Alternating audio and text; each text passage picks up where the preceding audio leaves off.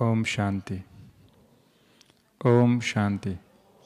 आज का बड़ा ही इंटरेस्टिंग टॉपिक है। योग के संबंधित नहीं है लेकिन ज्ञान के संबंधित है। सबसे पहला जो सत्र है वह है the secrets of Dilwara temple.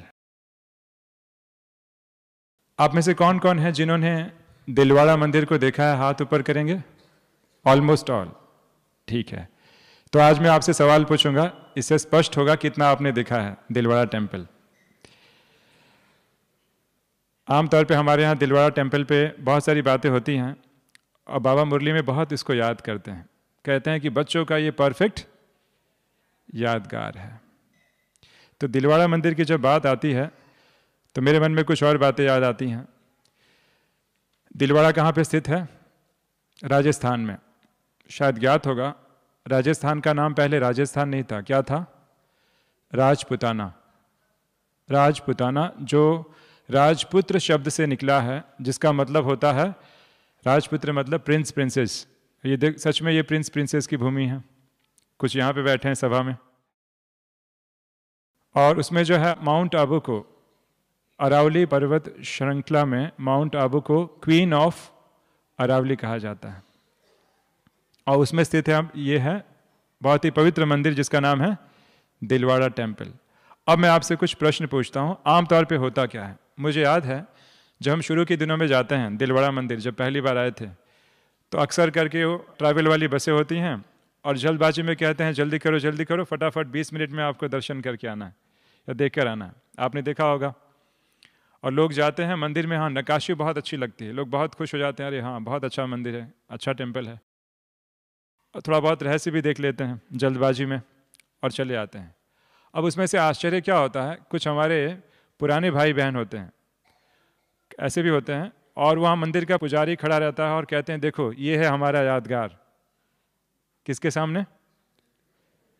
इतना नशा रहता है बाबा, इतना नशा चढ़ा देते हैं, और उसका क्या होता है फिर बाद में? Side effect. क्योंकि बाबा बताते हैं हर समय हमें युक्ति युक्त रहना है, किसी की विचारधारा को ठेस ना पहुंचे, इसका भी हमें ध्यान देना है। और भी इंटरेस्टिंग बात, जब तक लोग मंदिर देखते रहते हैं इतने में गाइड आता है, और गाइड अक्सर करके क्या कहेगा मालूम है? उसके मैं लाइन सुनाता हूँ आपको। गाइड क्या कहता है? एक तो फटाफट इंट्रोडक्शन देगा और फिर कहता है चलिए अब हम आपको दिखाते हैं, आज से 1000 साल पहले देरानी जेठानी के झगड़े होते थे। तो लोगों को लगता है अरे वाह देरानी जेठानी, चलो कुछ इंटरेस्टिंग टॉपिक होगा, आगे बढ़ते हैं। तो जो रहस्य दिखना चाहिए वो रहस्य दिख नहीं पाता है। ऐसे तो हमारे यहाँ पे सेल्वम भाई हैं, आप जानते होंगे, काफ़ी अच्छे से दिलवाड़ा रहस्य की बातें बताते हैं। इसमें कुछ और अनोखी बातें हैं जो मुझे लग रहा है कि कवर करना आवश्यक था, तो ये विषय अपने आप में कंप्लीट हो जाएगा। और दिलवाड़ा के कुछ ऐसे रहस्य जो जानने बड़े आवश्यक हैं और जो बहुत कम लोग जानते हैं, और इसका बीड़ा स्पार्क विंग को उठाना चाहिए, क्योंकि स्पार्क विंग में रिसर्च होता है। और दिलवाड़ा जो टेम्पल है उसके मैनेजर गोवर्धन सिंह हमारे बहुत अच्छे मित्र हैं, उनसे काफ़ी अच्छी हमारी वार्तालाप होती है। जब मैं वहाँ मंदिर में जाता हूँ तो मुझे मोबाइल सबमिट नहीं करना होता, मैं मोबाइल अंदर लेकर ही जाता हूँ। लेकिन वहाँ पे ऐसे फ़ोटोग्राफी अलाउड नहीं है, और ना मैंने कभी अनड्यू एडवांटेज लिया। मैं चाहूँ तो फ़ोटोग्राफ खींच सकता था, लेकिन हमने खींचे नहीं हैं। 1990s में 1990 के बाद वहाँ पे फ़ोटोग्राफी थोड़ी बंद कर दी गई कि आप फ़ोटोग्राफी नहीं ले सकते हैं। लेकिन पहले जो फ़ोटोग्राफिक्स हुई हैं, और अमेरिकन लाइब्रेरी से मुझे कुछ फ़ोटोग्राफ मिले हैं दिलवाड़ा के, ऐसे कुछ फ़ोटोग्राफ शायद हमारा कभी ध्यान नहीं गया हो। तो वो फ़ोटोग्राफ्स भी आपको हम दिखाएंगे, कैसे दिलवाड़ा का रहस्य कैसे कैसे है। और तो संक्षिप्त में मैं अभी आपसे कुछ प्रश्न पूछने जा रहा हूँ। अच्छा, किसने दिलवाड़ा टेम्पल को पूरी तरह से देखा है? अच्छे से वो हाथ ऊपर करेंगे। अच्छे से, ऊपर ऊपर से नहीं। देखिए बहुत कम लोग हाथ उठा रहे हैं। अच्छा, आप में से कौन, अच्छा बताइए, दिलवाड़ा कलयुग में बना था कि द्वापर युग में? अच्छा, जो कहते हैं द्वापर युग में बना था हाथ ऊपर करेंगे। कलयुग वाले कौन कौन है? अच्छा ठीक है, असली में द्वापर और कलयुग के संगम में बनता है। देखा जाए तो वास्तव में कलयुग में आता है, लेकिन जस्ट द्वापर खत्म हुआ था। दिलवाड़ा में कितने टेम्पल्स हैं, कितने मंदिर हैं टोटल? 108। मैंने तो सिर्फ 4 ही देखे हैं। अच्छा, नेक्स्ट क्वेश्चन, दिलवाड़ा में स्वर्ग का मॉडल कहां पर है? अक्सर करके जो नए आते हैं ना, उन्हें मूर्तियां दिखाई देती हैं और सोचते हैं बाबा ने कहा है स्वर्ग का मॉडल, आखिर है कहाँ स्वर्ग का मॉडल। तो लोग कई बार कंफ्यूज हो जाते हैं, वो समझते हैं स्वर्ग का अलग से मॉडल बना हुआ होगा, ऐसा नहीं है। तो ये कुछ बातें हैं जो हम जानेंगे। चलिए मैं आपको सुनाता हूँ पहले साकार बाबा दिलवाड़ा मंदिर के बारे में क्या कहते थे। मैं डायरेक्ट आपको साकार बाबा के महावाक्य सुनाता हूँ। इस पवित्र खंडहर में अब वह सबसे पवित्र, क्योंकि बाकी यहाँ आकर के सर्व की सजी गति करते हैं, सब बच्चों के द्वारा बाप आए करके सर्व की सज गति करते हैं। क्या बनाते हैं स्वर्ग, देखो दिलवाड़ा मंदिर में नीचे में राजयोग, ऊपर में स्वर्ग। कैसे अच्छी यादगार बनाई है, इसको यादगार बनाया है ना बच्चे, भक्ति मार्ग में आकर के ये यादगार बनाया। में अर्थ कितना अच्छा है, तो उस समय में जिन्होंने बनाया है कुछ तो समझ तो अच्छी है नहीं, क्योंकि 1200 वर्ष पहले यह कितना लिखा हुआ है, तो वो तो जैसे द्वापर हो गया, ठीक है ना। द्वापर में समझ अच्छी होगी नहीं, कलयुग में तो तमो प्रधान, उसमें फिर भी तम होंगी। तो कुछ तो अच्छी तरह से बनाया है नहीं। सभी मंदिरों से यह है नंबर 1 समझदार, जहां तुम बैठे हो। अभी तुम जानते हो कि हमारे चेतन वैद्य हमारी यादगार बनी हुई है, तुम ऐसे समझते हो नहीं, बताते हो नहीं, परंतु हम लिख नहीं सकते हैं इसको। चेतन दिल वाला मंदिर नहीं रख सकते हैं, वो तो है जड़, यह है चेतन दिल वाला मंदिर, नहीं लिख सकते क्योंकि जैनियों ने वो हंगामा मचाए थे एकदम, सब गवर्नमेंट का ही माथा खराब कर दे। ये कौन है जो हम यादगार बनाया है, ये बोलते हैं हम है वो, मैं को तो कहा है। तो चिड़े का सवाल पूछेगा नहीं, अभी तुम तो जानते हो नहीं, तो बराबर वैकुंठ को चित्त में थोड़ी होते हैं, तो बनाए कहाँ, नीचे योग और वैकुंठ कहाँ बना गए।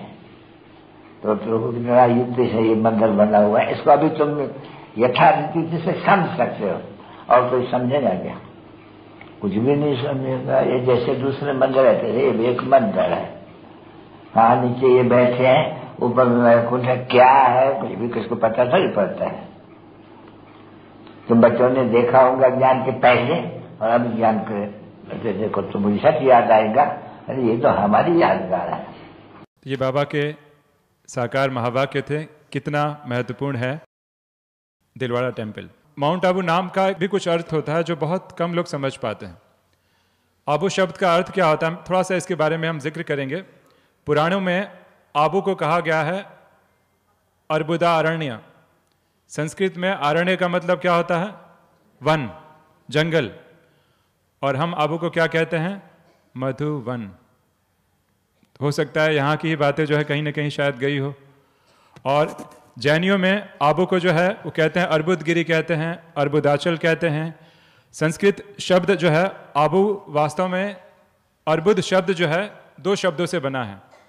अर्ब का मतलब होता है पहाड़, माउंटेन, और बुद्ध का मतलब होता है ज्ञान, नॉलेज, जैसे गौतम बुद्धा, बुद्ध लगता है।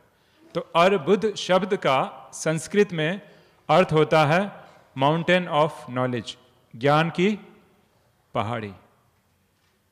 तो आबू को ज्ञान की पहाड़ी कौन बनाता है, देखिए। तो नाम के पीछे भी कितना अर्थ है, बहुत कम लोग जानते हैं। यहां कहा जाता है कि माउंट आबू में वशिष्ठ ऋषि का आश्रम है। आप में से किसने किसने देखा है वशिष्ठ ऋषि का आश्रम? बहुत कम लोगों ने देखा होगा। वशिष्ठ ऋषि का आश्रम है, और बताया जाता है कि वहां से ही राजपूतों के खानदान या जो वंशज थे उनकी उत्पत्ति हुई। और बताते हैं सूर्य वंश और चंद्र वंश की उत्पत्ति भी उसी यज्ञ कुंड से हुई। तो वास्तव में ये यहाँ का ही यादगार है। वशिष्ठ कोई और नहीं, स्वयं प्रजापिता ब्रह्मा ही जो है ज्ञान और योग की अग्नि से 2 कुल का निर्माण करते हैं, 2 वंशों का निर्माण करते हैं, सूर्य वंश और चंद्र वंश, जो आप प्रैक्टिकली में देख रहे हैं कि कैसे सूर्य वंश और चंद्र वंश की जो सारी चीज़ें यहाँ पे हैं, उपस्थित हैं। आगे हम जैसे बढ़ते हैं तो बताया जाता है कि माउंट आबू में, ऐसे लोग कहते हैं कि टोटल आबू में 33 करोड़ देवताओं का वास होता है और लगभग 50 मंदिर है। तो जो सच में यादगार है, बिल्कुल सही है, यहाँ पे सच में 33 करोड़ देवी देवताओं का ही वास होता है। अब हम चलते हैं, आपको दिलवाड़ा टेम्पल में ले चलते हैं। आप देख रहे हैं दिलवाड़ा टेम्पल स्लाइड्स में। जैसे आप जाते हैं तो पहला प्रश्न ये होता है कि दिलवाड़ा जो शब्द है, अगर हम जो दिलवाड़ा शब्द यूज़ करते हैं उसका अर्थ क्या होता है, क्या कहेंगे? तो गवर्नमेंट ने 5 रुपये का स्टैंप निकाला हुआ है, उसमें नाम मिलता है दिलवाड़ा। यहाँ के जो क्षेत्रीय लोग हैं इस मंदिर को कहते हैं देलवाड़ा, और संस्कृत में इसका मतलब होता है देउल वाड़ा। देउल का मतलब होता है मंदिर और वाड़ा मतलब मंदिरों का स्थान, प्लेसेस ऑफ टेम्पल। ये दिलवाड़ा का मंदिर होता है। लेकिन हमारे प्राण प्यारे बाप दादा इसका अलग डेफिनेशन देते हैं। वो क्या डेफिनेशन देते हैं? दिल वाला, सबके दिल लेने वाला, दिल वाला का ये मंदिर है। तो देखिए अलग अलग ये नाम जो दिलवाड़ा के आप पाते हैं। अभी कुछ बातें जो आपको ध्यान में रखनी है, तब हम चीज़ें बहुत अच्छे से समझ पाएंगे। जैनियों में कितने तीर्थंकर माने गए हैं? 24 तीर्थंकर माने गए हैं। और आपको जानकर आश्चर्य होगा, उन 24 तीर्थंकरों में महावीर स्वामी सबसे लास्ट तीर्थंकर थे, 24वें तीर्थंकर। उनके जो पहले जो 23वें तीर्थंकर थे उनका नाम था पार्श्वनाथ, और उनके पहले जो 22वें तीर्थंकर थे उनका नाम था नेमिनाथ। ऐसे 3 ये महत्वपूर्ण तीर्थंकर हैं।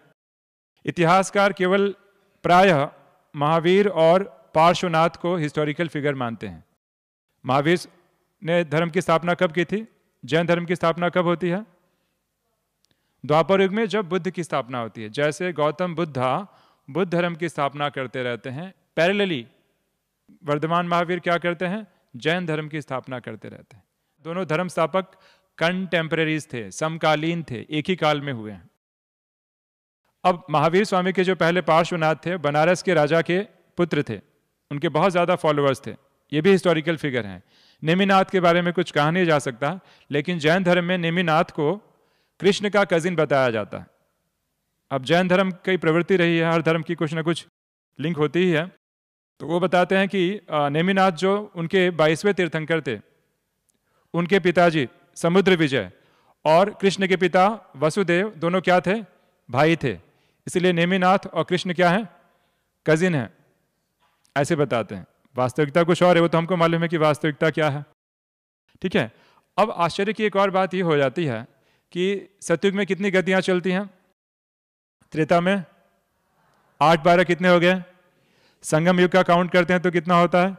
21। और अगर ये 2-3 हिस्टोरिकल फिगर्स को जोड़ लेते हैं तो संख्या लगभग 24 के आसपास पहुंच जाती है, जिसे जैनियों में आदिनाथ कहा जाता है। आदिनाथ का दूसरा नाम है ऋषभदेव। तो आदिनाथ, ऋषभदेव, ब्रह्मा, एडम, आदम, ये एक ही व्यक्ति के बारे में कहा गया है। तो जैनी भी जो सबसे पहला तीर्थंकर किसको मानते हैं? आदिनाथ या ऋषभदेव, जिनकी निशानी बैल, जैसे हम लोग बैल दिखाते हैं, नंदी दिखाते हैं, तो उनकी निशानी नंदी है। आगे बढ़ते हैं। तो दिलवाड़ा में टोटल कितने टेम्पल्स हैं? ऐसे देखा जाए तो 4 बड़े टेम्पल हैं, वरना 5 टेम्पल का समूह है। टेम्पल्स के नाम हमें थोड़ा सा याद कर लेंगे तो बड़ा आनंद आएगा, आसानी होगी। पहला टेम्पल किसका है? आदिनाथ का, जिसको विमल शाह ने बनाया था, इसलिए इसे विमल वसही भी कहते हैं। दूसरा टेम्पल नेमिनाथ का, जिसको वस्तुपाल और तेजपाल 2 भाइयों ने बनाया था।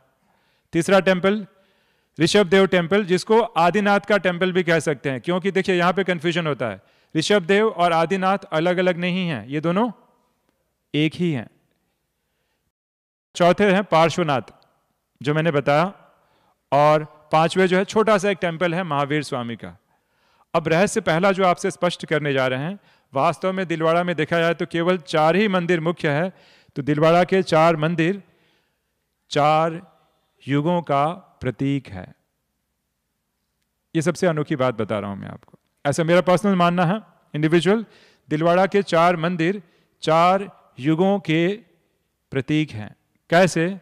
ये देखिए, आपके सामने आर्किटेक्चरल मैप है दिलवाड़ा का। ये पहला टेम्पल है आदिनाथ का, इसके बाद दूसरा टेम्पल बनता है नेमिनाथ का, तीसरा फिर से आदिनाथ का, जिसे ऋषभदेव कहते हैं, और चौथा पार्श्वनाथ का।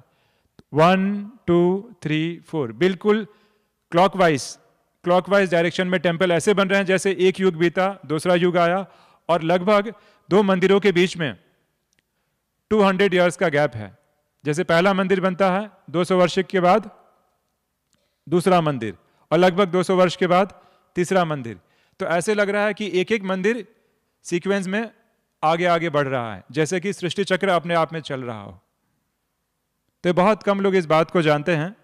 और देखा जाए तो मुख्य दो ही मंदिर बहुत मुख्य हैं जिसमें नक्काशी बहुत अच्छी की गई है, वह है आदिनाथ और दूसरा नेमिनाथ। तो इसको सतयुग और त्रेता युग कहने में कोई गुंजाइश नहीं है, कह सकते हैं। और तीसरे मंदिर को पीतलहार मंदिर भी कहते हैं, पीतल, और यहाँ पे कोई नक्काशी वगैरह कुछ खास नहीं है। और चौथा मंदिर जो है वो मार्बल से नहीं बनाया गया है, सैंडस्टोन से बनाया गया, बलुआ पत्थर से बनाया गया। मतलब किसकी निशानी? कलयुग की निशानी। और वो 3 मंजिला है, भवका बहुत है लेकिन अंदर कुछ नहीं है। और छोटा सा एक मंदिर जो कलयुग को और सतयुग को जोड़ता है, छोटा सा एक मंदिर महावीर स्वामी का है, जो वास्तव में देखा जाए महावीर अर्थात यह संगम युग की याद दिलाता है।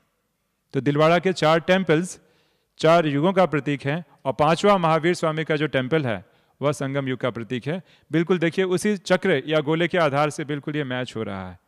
इनके डायरेक्शंस, इनका आर्किटेक्चर भी लगभग ऐसा ही है।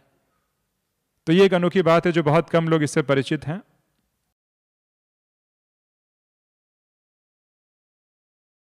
अच्छा, इस दिलवाड़ा के मंदिर को किसने बनाया था?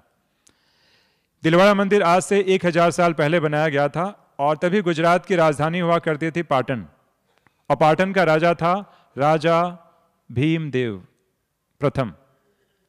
और इसके जो कुल देवता थे कौन थे? सौराष्ट्र के सोमनाथ।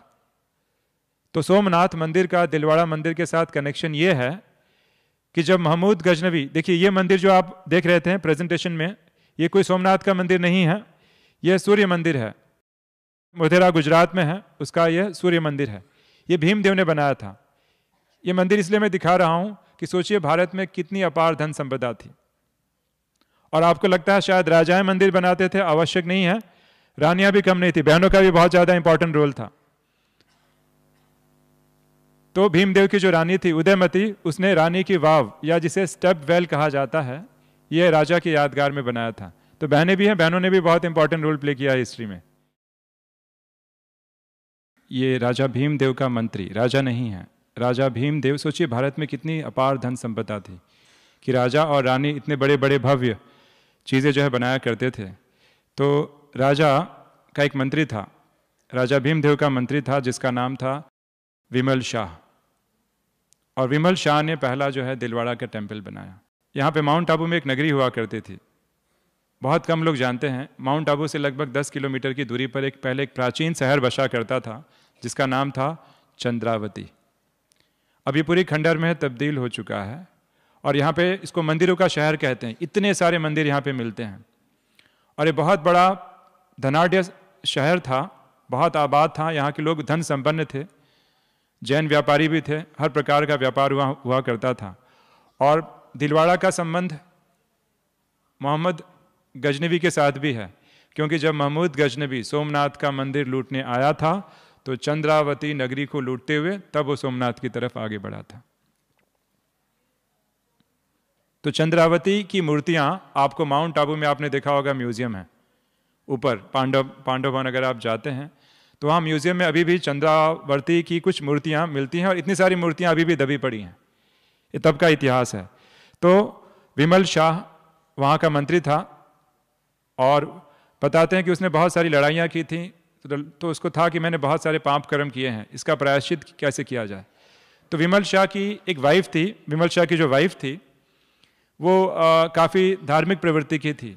विमल शाह की वाइफ ने, बताते हैं कि वो जैन धर्म को ज़्यादा मान्यता देती थी।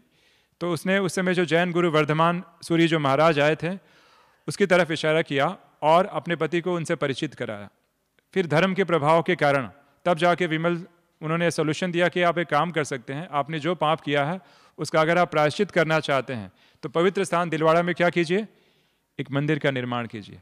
तो उस मंदिर के निर्माण में देखा जाए तो किसका हाथ था? देखिए बहनों का ही, अभी इसमें भी बहनों का ही रोल है। और लोग क्या समझते हैं कि मंत्री ने बनाया है ना, लेकिन कहीं ना कहीं उनका रोल रहता ही है। तो ये आपने विमल शाह का जो है मूर्ति देखी होगी स्टार्टिंग में जब भी आप दिलवाड़ा टेम्पल में एंट्री करते हैं। अब बताते हैं कि जब विमल शाह मंदिर बनाने जाता है तो वहाँ पे पहले बताते हैं दिलवाड़ा में विष्णु और शिव के मंदिर हुआ करते थे, और ब्राह्मण वर्ग धर्म का बहुत ज़्यादा प्रभाव था। तो ब्राह्मण कहते हैं कि हम आपको मंदिर के लिए जगह नहीं दे सकते, तो बताते हैं कि विमल शाह को स्वप्न में अंबिका देवी दिखाई देती हैं। देखिए यहां पे भी बहनों का, देवियों का कितना इंपॉर्टेंट रोल है। स्वप्न किसी देव का नहीं आता, किसका आता है? देवी का आता है।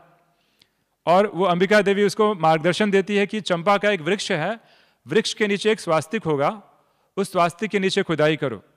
बताता है 2-3 दिन वो फास्टिंग करता है, क्योंकि विमल शाह देवियों का ही उपासक था, आपका ही उपासक था। तो 2-3 दिन फास्टिंग करने के बाद, उपवास करने के बाद, तब देवी स्वप्न में आती है, उसको दर्शन, उसको साक्षात्कार जैसा होता है, स्वप्न आता है और वो इंस्पायर्ड होता है और उस जगह पर वह खुदाई करता है। और जैसे ही खुदाई करता है तो पेड़ के नीचे उसको काले रंग की प्रतिमा मिलती है, आदिनाथ की, आदिनाथ की काले रंग की प्रतिमा मिलती है। जगदीश भाई ने भी इस पे एक आर्टिकल लिखा है दिलवाड़ा के ऊपर, बहुत कम लोग जानते होंगे। अब ये किसका प्रतीक है? देखा जाए तो एक कल्प वृक्ष है, स्वास्तिक है, और नीचे कौन तपस्या कर रहा है? तो जैसे हमारे ये कल्प वृक्ष का ही जैसे कि यादगार हो। अब बताते हैं कि विमल शाह क्या करता है, उस मूर्ति को तोड़, मतलब भले नया मंदिर बनाता है लेकिन उस पुराने मंदिर को भी, पुराने मूर्ति को भी मंदिर में स्थान देता है।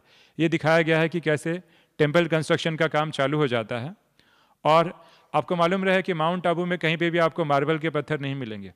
तो अंबाजी जहां आरासुरी पहाड़ियां हैं, 45 या 46 किलोमीटर दूर से हाथियों के पीठ पर मार्बल को लाद कर माउंट आबू की पहाड़ियों पे चढ़ाया जाता है, और तब ये टेम्पल कंस्ट्रक्शन का काम शुरू होता है। बताते हैं कि सोमनाथ मंदिर कब लूटा गया था? 1025 में, और 1031-32 में, 31 के आसपास, मतलब 5-6 साल के बाद उस मंदिर का उद्घाटन हो जाता है। तो ये जो दिलवाड़ा के मंदिर हैं, ये सोमनाथ के मंदिर लूटे जाने के आसपास में ही बने हैं, दोनों का आपस में कनेक्शन है। ये देखिए अब ब्राह्मण क्या कहते हैं कि ठीक है, आपने कहा तो खुदाई किया तो मूर्ति निकली है, लेकिन आपको पैसा देना पड़ेगा। तो विमल शाह क्या करता है, सोने के सिक्के पूरे जो है जमीन पे बिछवा देता है। जितनी जमीन बिछाई जाती है सोने के सिक्के से, वो जमीन उसकी हो जाती है। ऐसे लोग की वदंती है, लोग ऐसी बातें कहते हैं। अब मैं आपको थोड़ा सा मंदिर का आर्किटेक्चर बता देता हूँ, बड़ा इंटरेस्टिंग है, समझेंगे तो बड़ा आनंद आएगा। देखिए जैसे ही आप मंदिर में एंट्री करते हैं तो सबसे पहले आपको हाथियां दिखाई देती हैं, आपने देखा होगा। इसको हम कहते हैं हस्तिशाला। अब आप मंदिर में एंट्री करते हैं तो आपको एक गुंबद दिखाई देता है, आपने देखा होगा ये गुंबद। देखिए तो इस गुंबद को क्या कहा जाता है? रंग मंडप, क्या कहते हैं? रंग मंडप। और गुंबद के आगे का जो एरिया है इसको 9 चौकी कहते हैं। गुंबद जो दिख रहा है उसके आगे का हिस्सा जहां मूर्ति है 9 चौकी कहते हैं, और जहां मूर्ति रखी जाती है उसको कहते हैं गर्भगृह। और छोटा सा एक गूढ़ मंडप, एक छोटा सा क्लोज्ड हॉल है। तो इस प्रकार इसकी आकृति है। तो जैसे ही हम मंदिर में एंटर होते हैं तो देखिए यहाँ पे अलग अलग छोटे छोटे मंदिर हैं, जिसको हम कक्ष कहेंगे या सेल कहेंगे। सेल नंबर 1, 2, 3 ऐसे करके आप पूरी परिक्रमा करेंगे। इसको हम प्रदक्षिणा पथ कहते हैं। परिक्रमा करने के बाद आप जैसे यहाँ तक आते हैं, लास्ट जो सेल है 57 है। तो टोटल कितने सेल्स हैं, कितने कक्ष हैं, छोटे छोटे मंदिर कितने हैं? 57। इसके 57 और नेमिनाथ के मंदिर के 52 टोटल करेंगे तो 109 आता है। मतलब रफली सब मिला के कितना हो जाता है? 108। इसलिए बाबा कहते हैं कि हमारे 108 मंदिरों का यादगार दिलवाड़ा में अभी भी है। देखिए यहाँ से प्रदक्षिणा की जाती है। अब सेल नंबर 23 में पुरानी मूर्ति रखी गई। आप में से किसने पुरानी मूर्ति देखी है? आप अगर देखेंगे सेल नंबर 23 में अभी भी जो जमीन से निकली हुई मूर्ति सेल नंबर 23 में रखी गई है, और यहाँ पे मेन मूर्ति जो है वह वाइट कलर की है और पुरानी मूर्ति ब्लैक कलर की है। ब्रह्मा का दिन, ब्रह्मा की रात, श्याम सुंदर। और ब्लैक मूर्ति के बाद जो नेक्स्ट मंदिर आता है वो अंबिका का आता है। आदि देव, समझ सकते हैं, आदि देव का भी है और आदि जगत माता का भी है। दोनों का यादगार दिलवाड़ा में मौजूद है। प्रश्न है कि एक मंदिर में 2 मूर्तियां क्यों? एक मंदिर में देखिए 2 मूर्तियां हैं, एक ब्लैक और एक वाइट। चलिए मैं आपको वो मंदिर की मूर्ति देखना चाहेंगे, चलिए उसको हम अंदर से देखते हैं कि वो मूर्ति कैसे दिखती है। देखिए अंदर के फोटोग्राफ्स हैं, मंदिर के अंदर के फोटोग्राफ। अब आप अंदर एंटर करते हैं, दिख रही है प्रतिमा? ये है वो पुरानी मूर्ति जो आज भी सेल नंबर 23 में मौजूद है। और ये अंबिका की मूर्ति, ऐसे यूजुअली आप जाएंगे तो लाल रंग की ऐसे चुनरी ओढ़ाई रहती है। अंबिका है, उसके गोद में क्षेत्रपाल हैं, जगत माता है, इसके लिए बालक उसकी गोदी में दिखाया गया है। और उसके हाथ में अम्ब मतलब आम भी होता है, मैंगोज भी होता है। तो अंबिका देवी के हाथ में आम्र फल जो है ऐसे दिखाया जाता है। तो अंबिका देवी और आदिनाथ, क्योंकि अभी इनकी मूर्ति सावली क्यों है? क्योंकि अभी भी ब्रह्मा की आत्मा पवित्र नहीं थी ना, तपस्या कर रही थी, तो इसलिए इसको ब्लैक दिखाया जाता है। और जब पवित्र बन जाती है तो फिर क्या हो जाती है? वाइट। तो देखिए अंदर की मूर्ति वाइट कलर की आप देख रहे हैं। थोड़ा और भी नजदीक जाते हैं, यह है वो वाइट मूर्ति जो विमल शाह ने बनवाई थी।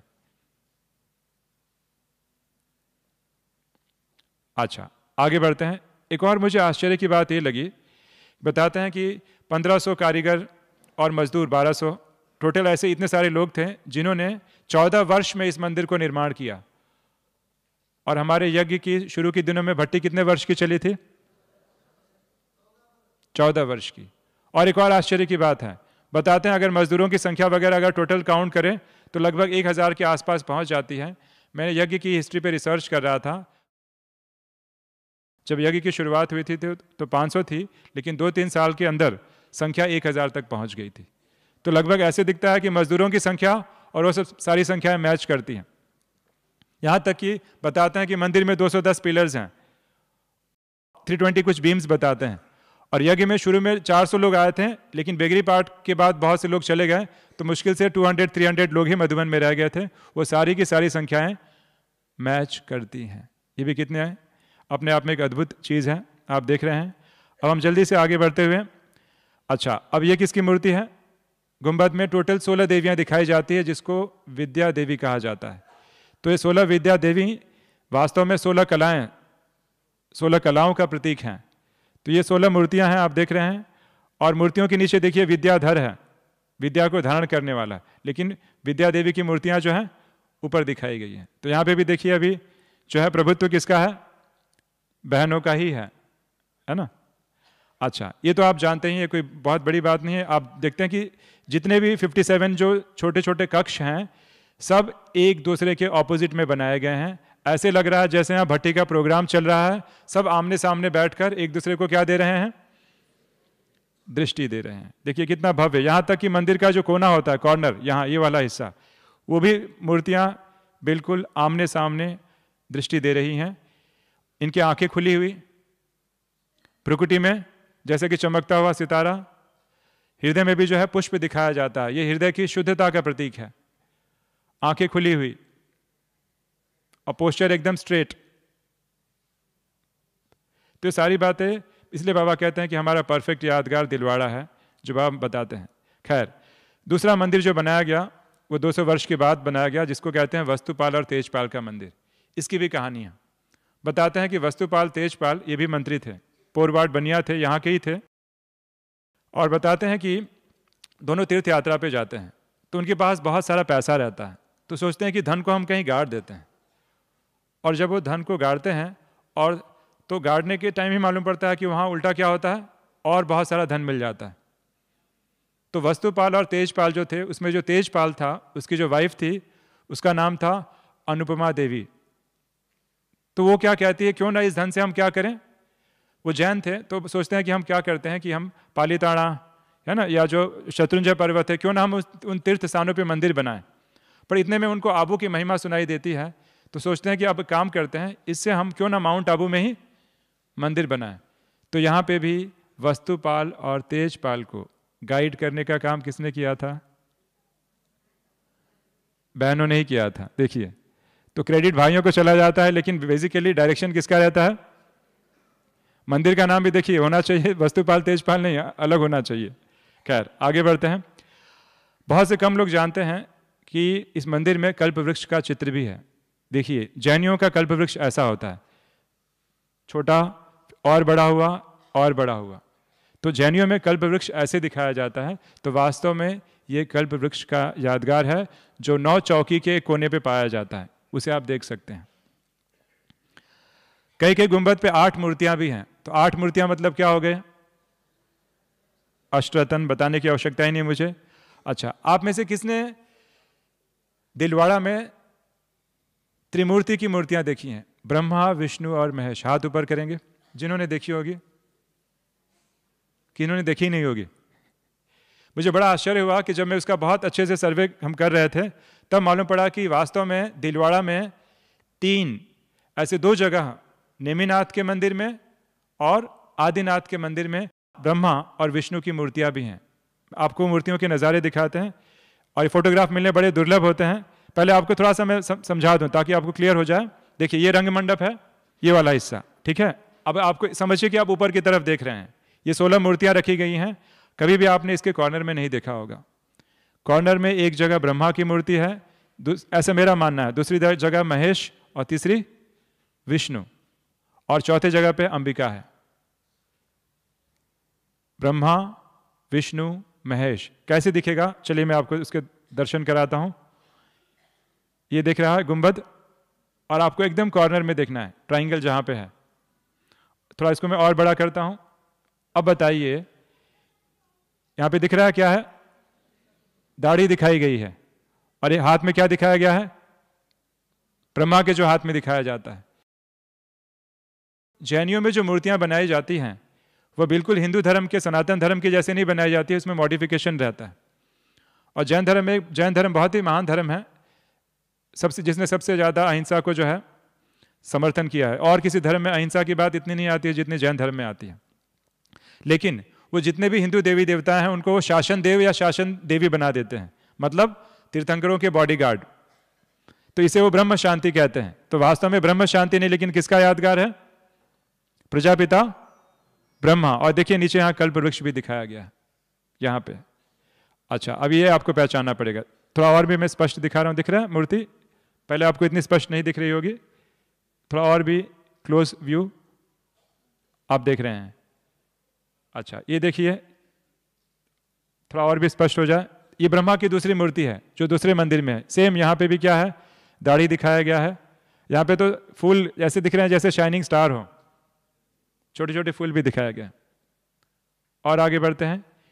ये वास्तव में महादेव की मूर्ति है, क्योंकि एक हाथ में दिख रहा है यहां से लेके यहां तक, जैसे कि सर्प को अपने हाथ में पकड़ा हो।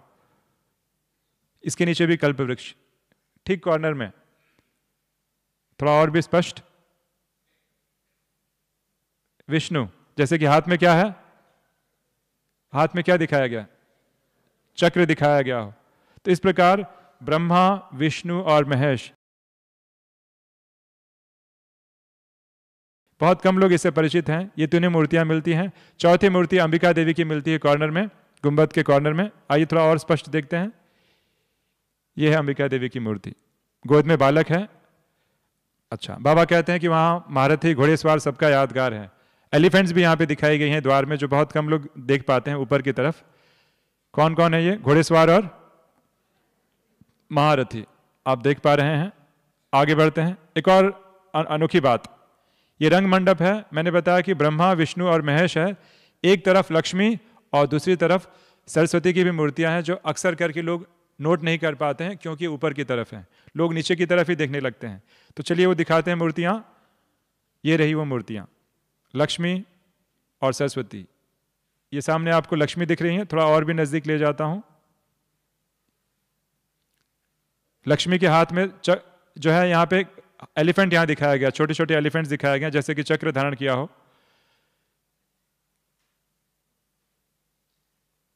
आप देख पा रहे हैं। और यह है सरस्वती। कैसे मालूम पड़ा? थोड़ा और भी मैं आपको करीब ले जाता हूं। सरस्वती के हाथ में क्या है? शास्त्र है, विद्या की देवी। तो लक्ष्मी और सरस्वती की प्राचीन मूर्तियां हैं जो बहुत कम लोग ऑब्जर्व कर पाते हैं। अच्छा, हमको लगता है कि केवल चक्र जो है विष्णु को दिया जाता है, ऐसा नहीं है। जैनियों में देवी है जिनका नाम है चक्रेश्वरी देवी। तो जरूर बहनों ने सुदर्शन चक्र को बहुत ज्यादा चलाया होगा, मंथन, ज्ञान का मंथन।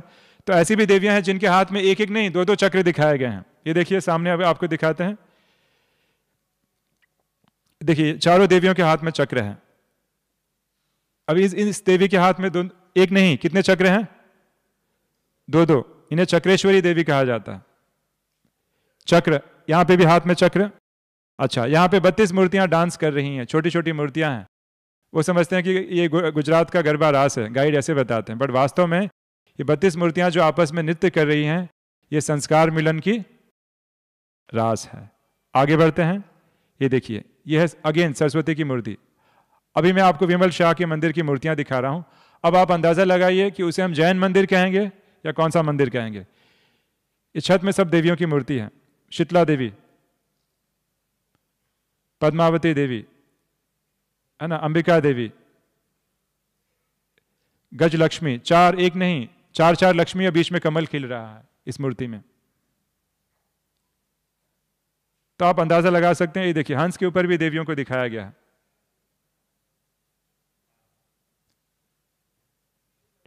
तो अब मुझे बताइए, मुझे आश्चर्य होता है कि मैं दिलवाड़ा को जैन संप्रदाय का मंदिर मानूं। इतनी सारी देवियां, पूरा मंदिर देवियों से भरपूर है, इतनी नक्काशी में हर जगह देवियां देवियां देवियां। तो अभी हम उस अनुमान लगा सकते हैं किस प्रकार का जो है चीजें वहां पे दिखाई गई हैं। आगे बढ़ते हैं। अच्छा, आप में से किसने किसने जैन मंदिर में कृष्ण की मूर्तियां देखी हैं? दिलवाड़ा में कृष्ण की मूर्तियां भी हैं, तो मैं आपको एक बार दर्शन करा देता हूं कौन कौन से कृष्ण की मूर्तियां हैं। देखिए सेल नंबर 10, यहाँ पे नेमिनाथ और कृष्ण को टैंक में स्नान करते हुए दिखाया गया है, क्रीड़ा करते हुए दिखाया गया है। जैन में एक बताते हैं, जैन धर्म में एक किंवदंती आती है कि कृष्ण परीक्षा लेते हैं नेमिनाथ का। चित्र इतना स्पष्ट नहीं होगा। अच्छा, सेल नंबर 31, यहाँ पे कृष्ण दिखाया गया है और नीचे कालिया सर्प दिखाया गया है। कृष्ण क्या कर रहे हैं? कालिया सर्प का मर्दन कर रहे हैं। थोड़ा और भी मैं आपको स्पष्ट दिखाता हूं। देखिए यहाँ पे ऊपर में कृष्ण है, नीचे कालिया सर्प है, और विष्णु की मुद्रा में कृष्ण सोए भी हैं, वो भी दिखाया गया है, और ग्वाल बालों के साथ खेल पाल कर रहे हैं, वो भी दिखाया गया है। अच्छा, सेल नंबर 42 में, ये चित्र उसका नहीं है। सेल नंबर 41 में अगर आप जाएंगे, कृष्ण को होली खेलते भी दिखाया गया। ये देखिए यहाँ पे कृष्ण है, कृष्ण के हाथ में क्या है? सींग है। पहले पिचकारी नहीं होती थी, लोग सींग के अंदर रंग भरा करते थे, कलर है। और ये क्या कर रहे हैं? कृष्ण कृष्ण होली खेल रहे हैं। तो है दिलवाड़ा टेम्पल, लेकिन देखिए कृष्ण की इतनी सारी मूर्तियां वहां पे मिलती हैं। आगे बढ़ते हैं। ये किसकी प्रतिमा है? नरसिंह अवतार। यहां चारों लोटस दिखाया गया है, इनके इतने सारे हाथ, और जब बताते हैं कि ये जो है क्या कर रहे हैं, नरसिंह अवतार के आपको कहानी मालूम है। आगे बढ़ते हैं। वस्तुपाल तेजपाल का मंदिर आप देख रहे हैं। थोड़ा और भी आगे बढ़ते हैं। अच्छा, इस मंदिर में आप जाते हैं तो अक्सर करके गाइड आपको बताता होगा, क्या बताता है? देरानी और जेठानी के गोखले। अब वास्तविकता है कि नहीं कोई मालूम नहीं, ये अलग बात है, कहीं इतिहास में इसका जिक्र आता नहीं है। लेकिन आपको एक जरूर आश्चर्य होगा कि ये दोनों में थोड़े से डिफरेंस है। ये जो दोनों गोखले बने हैं, दोनों में डिफरेंस है। क्या डिफरेंस है? इसमें एक हाथी की संख्या में 25 है और दूसरे में हाथी की संख्या 24 है, वरना दिखने में दोनों एक जैसे लगते हैं। एक में जो है बताते हैं कि सिर जो है सीधा है और ऊपर की मूर्ति में सिर झुका हुआ है, तो बताते हैं देखो, हाँ देवरानी क्या कर रही है? जेठानी को रिस्पेक्ट दे रही है। तो पहले के ज़माने में भी वैल्यू सिस्टम हुआ करता था। खैर, वो अपनी बातें बताते हैं। ये मूर्ति अगर आप थोड़ा और ध्यान से देखेंगे तो स्पष्ट होगा। अच्छा, वहाँ पे भी देखिए, यहाँ पे अगर ध्यान से देखें तो ये जो है सिर झुका हुआ है और इसके ऊपर सिर जो है स्ट्रेट है। आगे बढ़ते हैं। अच्छा, ये क्या है जो आपके सामने दिख रहा है? ये कोई रूम नहीं है, इस सच में कक्ष ही है। इसमें आपको ऐसे 10 हाथी दिखाई देंगे। बाबा कहते हैं ना, महारथियों का यादगार। इसका भी अपने आप में एक रहस्य है। तो दोनों मंदिर में, वस्तुपाल और तेजपाल के मंदिर में आप पाएंगे कि ऐसे एलिफेंट्स दिखाए जाते हैं। गजलक्ष्मी, अब मैं आपको स्लाइड्स बताते जाऊंगा, आप देखते रहेंगे क्योंकि स्लाइड्स ही हैं मैक्सिमम। दूसरे मंदिर में कृष्ण लीला भी दिखाई गई है। अब आप सोचेंगे कृष्ण लीला कहाँ पे आ गई? यहाँ पे देख सकते हैं। यहाँ पे क्या दिखाया गया? एलिफेंट। यहाँ पे कृष्ण का जन्म दिख रहा है, यहाँ पे झूले में कृष्ण है, यहाँ पे कृष्ण खेल रहा है, यहाँ पे कृष्ण के लिए मक्खन बनाया जा रहा है, और यहाँ पे ग्वाल बाल और गैया दिखाई गई है। यहाँ पे कंस दिखाया गया है जो सिंहासन पे बैठा है, और कंस का ये राज प्रसाद दिखाया गया है, और एक स्वर्ग वहाँ का गेट दिखाया गया है। यहाँ पे दिखाया गया है कृष्ण का जन्म कैसे हो रहा है। माँ जो है कृष्ण को जन्म दे रही है, और पूरा एक गुफा पूरा बताते हैं किले को सुरक्षित किया गया है। तो इन बातों से क्या मालूम पड़ता है? जिस समय दिलवाड़ा मंदिर बना था उस समय कृष्ण लीला बहुत फेमस हो गई थी, इसलिए लोगों ने क्या किया, उसको मंदिरों के रूप में जो है दर्शाया। आगे बढ़ते हैं। ये ऋषभ देव का मंदिर है, तीसरा मंदिर। देखिए इस मंदिर में कोई डिजाइन नहीं है, इसलिए इसको द्वापर युग कहने में कोई एतराज नहीं होना चाहिए। गाइड्स कहते हैं कि इसे राणा प्रताप के मंत्री ने बनाया था, भामाशाह। ऐसा नहीं है, इसे भीमा शाह सुल्तान बेगड़ा का जो मंत्री था उसने बनाया था। हमारी अक्सर करके गोवर्धन सिंह जो है वहाँ के मैनेजर हैं, उनसे बात होती है, वे कहते हैं कि ना मैं कितनी बार गाइड लोगों को कह चुका हूँ कि तुम ज़्यादा कपड़े मत मारो, जितना है उतना ही बताओ, लेकिन फिर भी वो रुकते नहीं हैं। तो ये आपने मूर्ति देखी होगी, किसकी मूर्ति है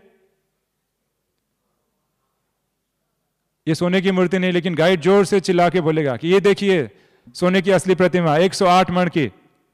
ऐसे नहीं है, ये पंच धातु की प्रतिमा है, ये दिखाया गया है। और एक और आश्चर्य की बात होगी, हमारे सेल्वम भाई बताते हैं, दिख रहा है, अगर मूर्ति को दिखने से ऐसे लगता है जैसे उसके हाथ में क्या है, शिवलिंग है।